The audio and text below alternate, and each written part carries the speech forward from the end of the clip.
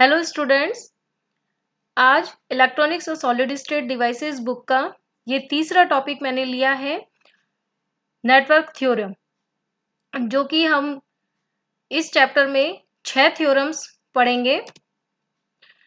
लेकिन अभी इस वीडियो को हमने 3 थ्योरम्स ही कंसीडर की हैं। बेसिकली हमारी जो इलेक्ट्रॉनिक्स में 6 बेसिक थ्योरम्स हैं: superposition theorem, Thevenin theorem, Norton's theorem, respiratory theorem, compensation theorem और maximum power transfer theorem basic theorems हैं।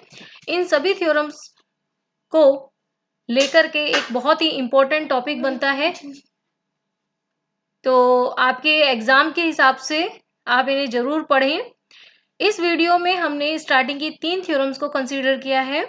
सबसे पहले है सुपरपोजिशन थ्योरम। सुपरपोजिशन थ्योरम पहले एक बार अपन इसका स्टेटमेंट पढ़ लेते हैं।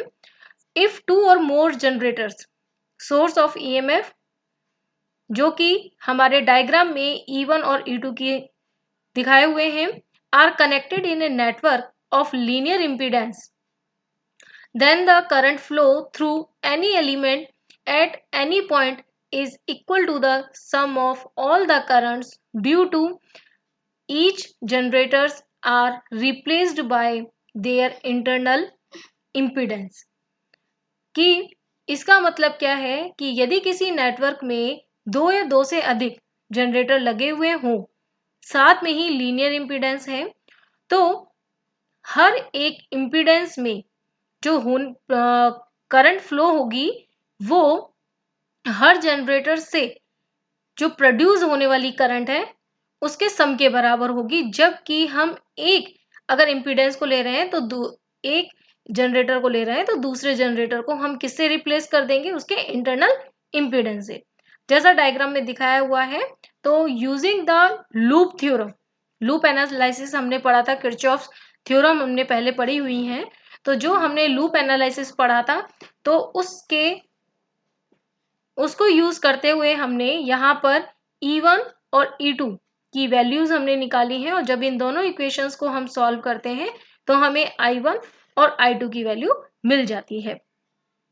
तो इस थ्योरम को, ये बेसिक थ्योरम है। सेकंड थ्योरम हमारी आती है थेवेनिन थ्योरम। थेवेनिन थ्योरम क्या कहती है कि a two terminal linear network contains energy source, generators and impedance can be replaced by an equivalent circuit having a single voltage source EQI with an impedance ZEQ in series. The EMF EEQ of the voltage source is equal to the potential difference between the load terminals of the network, keeping them open, and the impedance ZEQ is the impedance measured across these terminals when all the energy sources have been removed and replaced by their internal impedances। अब simple language में अगर इस theorem को हम समझें तो इसका मतलब है कि यदि मान लीजिए हमारे पास कोई भी 2 टर्मिनल लीनियर नेटवर्क है जिसमें कि बहुत सारे एनर्जी सोर्सेज लगे हुए हैं, इम्पीडेंसेस लगे हुए हैं, तो इस नेटवर्क को हम रिप्लेस कर सकते हैं एक इक्विवेलेंट सर्किट से। और उस इक्विवेलेंट सर्किट में क्या होगा? सिर्फ एक सिंगल वोल्टेज सोर्स होगा और साथ में ही उससे सीरीज में जुड़ा हुआ ZEQ होगा।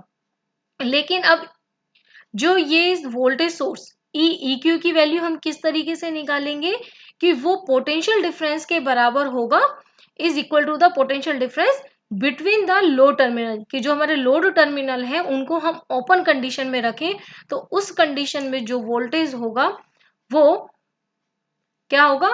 वोल्टेज सोर्स के बराबर होगा। और साथ में जो ZEQ है वो किसके बराबर होगा कि उन दोनों टर्मिनल्स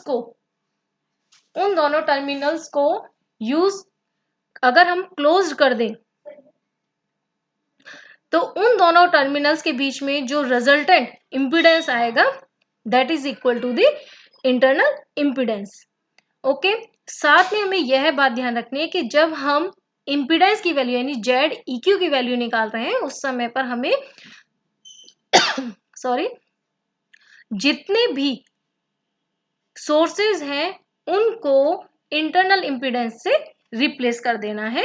तो इस तरीके से हमारे पास एक बहुत बेसिक एक सर्किट डायग्राम हमें प्राप्त हो जाएगा, जिससे कि हम उस फिर सर्किट में करंट या वोल्टेज जिसकी वैल्यू हमें निकालनी है हम निकाल सकते हैं, और एक कॉम्प्लेक्स जो नेटवर्क है उसको हम इजी नेटवर्क में कन्वर्ट कर सकते हैं।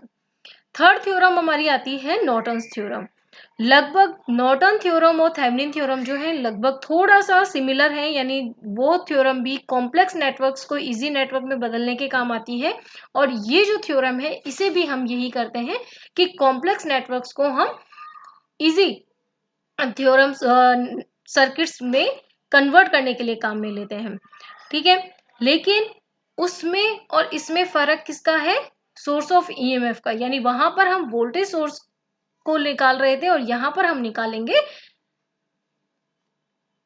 किसको? धारा को। यानी कि ये क्या कहता है, एक बार हम पढ़ लेते हैं कि a two terminal network containing different sources and impedance can be considered equivalent to a current source IEQ with an impedance ZEQ connected in parallel to it. The current IEQ given by current source is equal to short circuited current between the load terminals, and the impedance ZEQ equal will be the open circuited effective impedance between the terminal when all the sources of the current are replaced by their internal impedances. Same चीज कि जब हमें धारा स्रोत निकालना है तो हम क्या करेंगे, जितने भी हमारे पास सोर्सेज हैं उनको हम किससे रिप्लेस कर देंगे? इंटरनल इम्पीडेंस से, और जो भी हमारे पास जो लोड टर्मिनल है उसको शॉर्ट सर्किट करते हुए लोड से करंट जितनी भी फ्लो होगी उस वो इक्वल हो जाएगी हमारे करंट सोर्स के यानी IEQ के। और जब हम उसको शॉर्ट सर्किट करते हुए ही ओपन करने पर जो हमारा रिजल्टेंट टर्मिनल के रिजल्टेंट जो रेजिस्टेंस है इम्पीडेंस आएगा, इफेक्टिव इम्पीडेंस आएगा, वो ZEQ के बराबर होगा। इन तीनों ही थ्योरम्स के ऊपर काफी सारे एग्जांपल्स आपकी बुक में दिए हुए हैं, बहुत इंपॉर्टेंट टॉपिक्स हैं, आप पढ़िए इन्हें और प्रैक्टिस कीजिए कि ज़्यादा से ज़्यादा आप इनके न्यूमेरिकल्स भी कर सकें। Thank you. कोई भी प्रॉब्लम है तो आप मुझे कांटेक्ट कर सकते हैं, कमेंट बॉक्स में जा करके कमेंट कर सकते हैं। Thank you so much.